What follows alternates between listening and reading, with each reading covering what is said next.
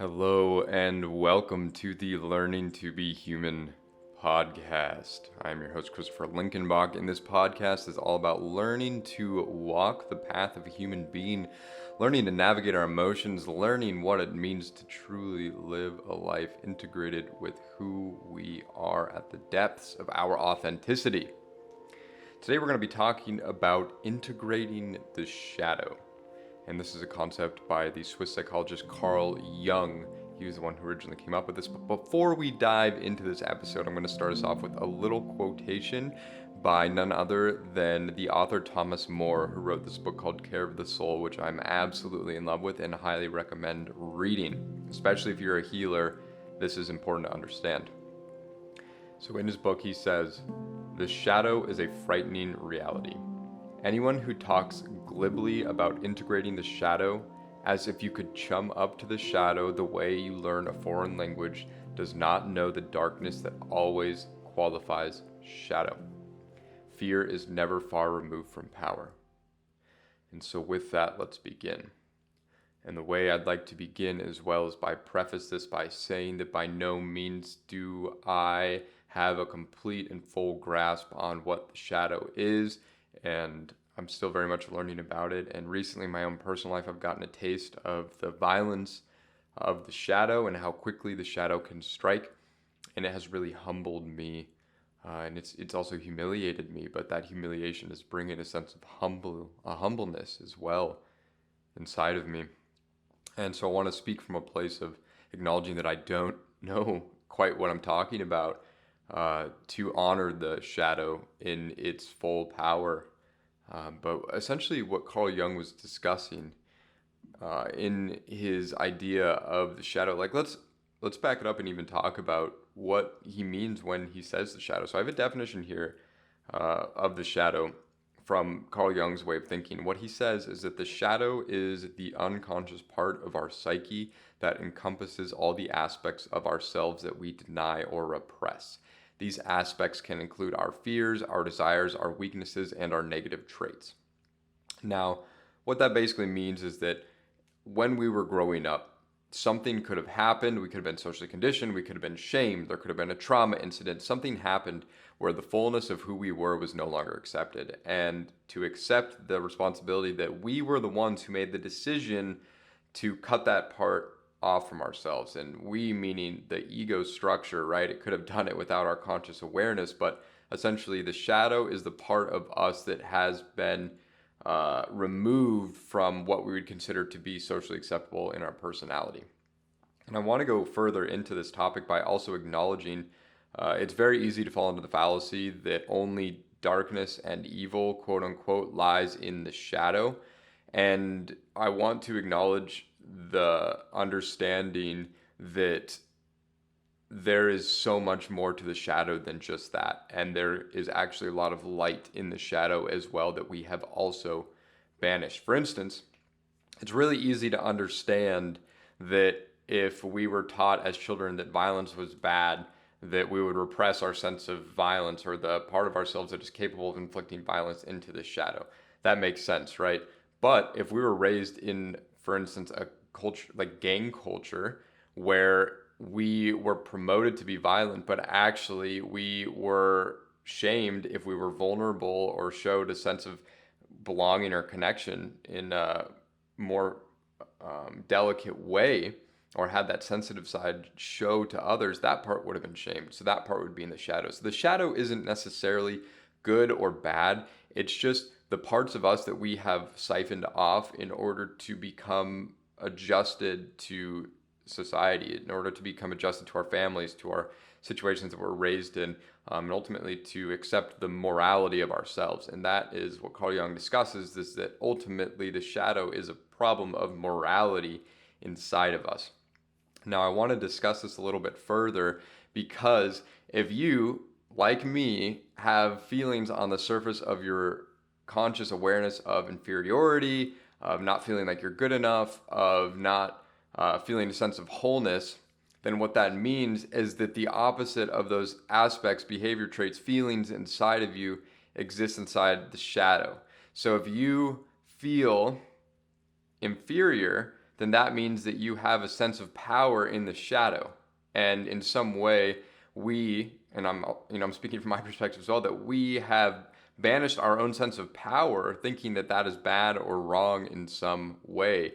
Perhaps we were shamed. Perhaps there was an incident of trauma in which we were exercising our power as children, and then we were immediately shut down in that instance. Or perhaps it was more scary to exercise our power for whatever reason, and so we decided to put that away. Or a lot of individuals also suffer from religious moral complications of having power. And what Thomas More talks about in his book Care of the Soul is that our sense of power actually comes with our ability to inflict violence, right? Violence, it comes from the Latin root vis, I believe, which means life force. And so our ability to become angry, to enact violence, is actually the same as our life force. Now, I'm not saying that we should be going out and become violent. What I'm acknowledging is more so the capacity for violence, not actually going out and doing it. Because if you are considered, I believe Jordan Peterson discusses this point, if you are considering yourself a good man, but you're not enabled of enacting violence, then you're really a weak man. But if you are enabled of acting violence, but you choose not to, you're a much more powerful man in that circumstance. And so essentially what the point is here is that we have to go back into our shadow. We have to go into the shadow and recover that sense of power. And just like the quotation said at the beginning, I hear that buzzword thrown around quite a bit. And I hear also, just like even in the Jungian space, the idea, and I've seen it on Instagram posts as well, the idea that you can just do some shadow work and call it a day and become buddy with your shadow, and all of a sudden everything is hunky-dory. The shadow, just like that quote said, is extremely terrifying. And there's some deep, dark secrets that lie in the shadow. And once again, I want to emphasize that I'm just speaking from my own experience, and it's real stuff. And the shadow can inflict damage, and working with the shadow in terms of trying to integrate it is a very difficult experience. It's like fighting a battle. It's not just, oh, well, I'm going to learn to, bring some self-love and take some bubble baths more often, or I'm going to learn to scream into a pillow. That's great. It's a form of self-love and care and expression, but that isn't quite shadow work. To me, shadow work is going into the depths of the psyche, discovering what lays there and learning to open ourselves up to it. And two great figures, Socrates and Jesus Christ, were individuals who were, for the most part, considered to be fairly integrated, fairly whole beings. Jesus Christ especially. However, to the eyes of the state, Jesus Christ was crucified as a criminal. He hung out with criminals, with prostitutes. Thomas More discusses how he would actually acknowledge the perfection in sinning and suffering, which is so far removed from sort of our idealized version of what morality is in our society today. And Jesus was crucified in between two criminals. He was crucified between two thieves, which just goes to show that he was considered to be a criminal. There was a dark side to him. And the same with Socrates. Socrates was tried and then sentenced to death for exercising his power. So even integrating that power, or having that desire to integrate that power, isn't necessarily going to be a safe process either. So when working with this stuff, it's really important to be very cautious and understand that we're working with forces that are perhaps working us, that are perhaps using us in some way. So it isn't just about doing a little bit of work here and there. It's very dark and malevolent. And something that Carl Jung constantly discusses is that we have evil in our own heart. And if we want to become integrated and whole, then we have to learn about this evil in our heart and what that means. And I really like the take of some of the Buddhist philosophy around this, that evil doesn't necessarily exist in the way that we think it does. It's like this constant battle between good and evil, the polarities. It's more so an ignorance of what is actually happening, an ignorance of how the laws of reality are truly unfolding. Because as we dive deeper into Buddhist philosophy, experiential understanding, we can start to see that when we inflict evil on others, what we're really doing is hurting ourselves first, that we're hurting ourselves and then hurting others. And so there's this sort of disconnect between the truth of reality of what's happening and the process about which it is unfolding. And so essentially that is to say that that sense of evilness is a sense of ignorance in some way. And as we work with the process of integrating the shadow, it's extremely difficult and uncomfortable. This is where the idea of complexes, of demons, of those dark entities coming to the surface. And I use these words, I'm using the word complex to adjust to the psychological crowd, and I'm using the word demons to adjust to perhaps the more new age spiritual crowd. But they can be sort of interplayed. They're one and the same thing, just an autonomous entity that's running the show when our ego, our ego identifies with it and it then does something. How many times have we, for instance, hurt somebody and then we'd go back to apologize and be like, that's not really who I am. I'm sorry about that. Well, you enacted that, right? You enacted that, but you split yourself off and there was this other part of you that was enacting that process. And I also really want to iterate how important it is to work with a professional who knows what they're doing when it comes to this. Somebody who has integrated their shadow. That is extremely important if you're looking to do some real work.